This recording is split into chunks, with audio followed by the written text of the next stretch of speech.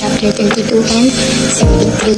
In here, we're going to embark on a discussion about how crucial these tools, sampling techniques, samples, population, and sample size are in determining your respondents in research. So in the research, we study or explore a phenomenon in a meticulous way, right? In order for us to effectively conduct our research, we also need to consider our respondents, which we're going to determine by sampling techniques or by using sampling techniques, subsequently selecting the appropriate respondents by population and sample size. When you conduct research about a group of people, it's really impossible to collect the data from every person in that group, right? So instead, you select a sample.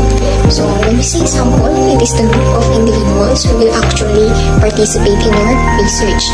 And to draw valid conclusion from your results, you have to carefully decide how you will select a sample that is representative of the group as a whole. So this is called sampling technique. So we have two primary types of sampling techniques that you can use in your research. We have probability sampling and non-probability sampling. So when we say probability sampling, it is mainly used in quantitative research wherein every member of the population has a chance of being selected. Unlike in non-probability sampling, not everyone has the chance to be selected. So first, let us delve into the probability sampling. So there are four main types of probability sampling. We have the simple random sampling, systematic sampling, stratified sampling, and cluster sampling. So in simple random sampling, you can use tools like random number generators or other techniques that are based entirely on chance, because everyone in here has an equal chance to be selected. Such as if you want to select a simple random sample of 1,000 employees of a social media marketing company, you may assign a number to every employee in the company database from 1 to 1,000, and then you may use a random number generator to select 100 numbers.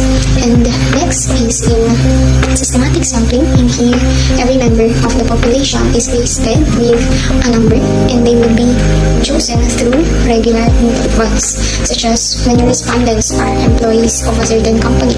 You will first list their names in alphabetical order, and then from the first 10 numbers, for instance, we randomly select a starting point. For example, number 6.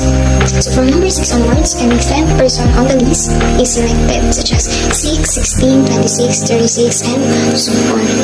And you can end up with a sample of 100 people after that. And in stratified sampling, on the other hand, you will need to divide the population into subgroups called strata. So it is based on the relevant characteristics of the population, such as the gender identity, age range, income bracket, or job group.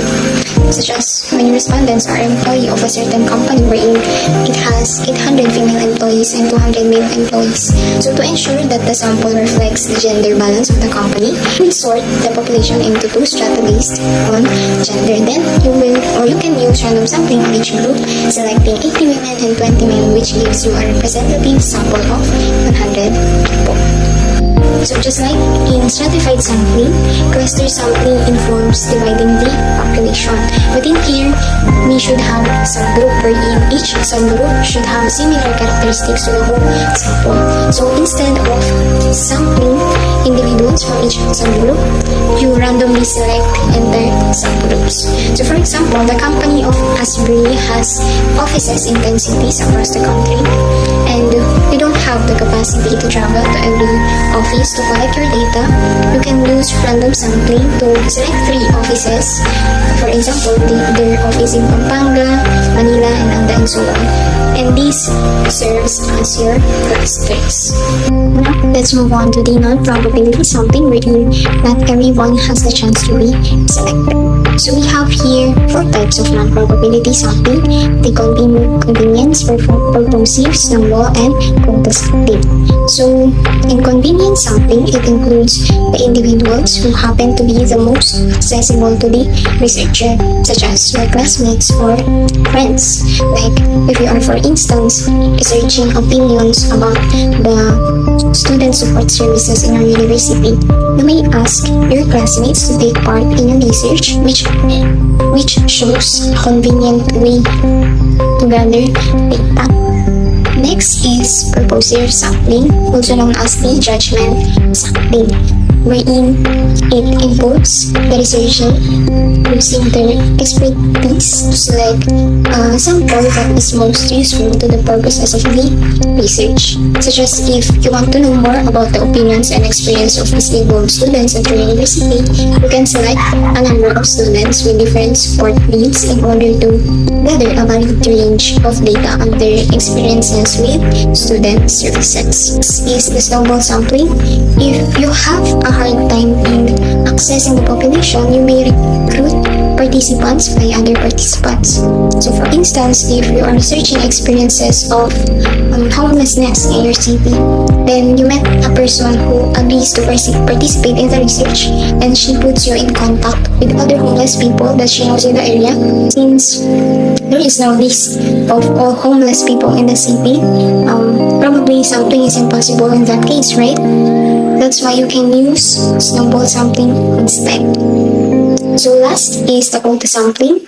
So in here, you will first divide the population into mutually exclusive subgroups called strata, and then you can recruit sample units until you reach your quota. So for example, if you want to gauge consumer interest in a produce delivery service in Boston, which is focused on dietary preferences, you divide the population into meat eaters, vegetarians, and vegans, drawing a sample of 1,000 people. So since the company wants to cater to all consumers, you set a quota of 200 people for each dietary group. So in this way, all dietary preferences are equally represented in your research, and you can easily compare these groups. And if you continue recruiting until you reach the quota of 200 participants for each group. So after knowing what are the techniques you can use in determining the respondents, for you to thoroughly determine or identify the target population of your research, you must first need to understand the difference between the population sample and the sample size. So when we say population, it refers to the entire group that you want to draw conclusions about. Wherein on the other hand, when we say sample, it is the specific group of individuals that you will collect data from. And when we say sample size, it is the number of individual samples measured or observations used in a survey or experiment. So for example, if you test 100 samples of soil for evidence of acid rain, your sample size is 100.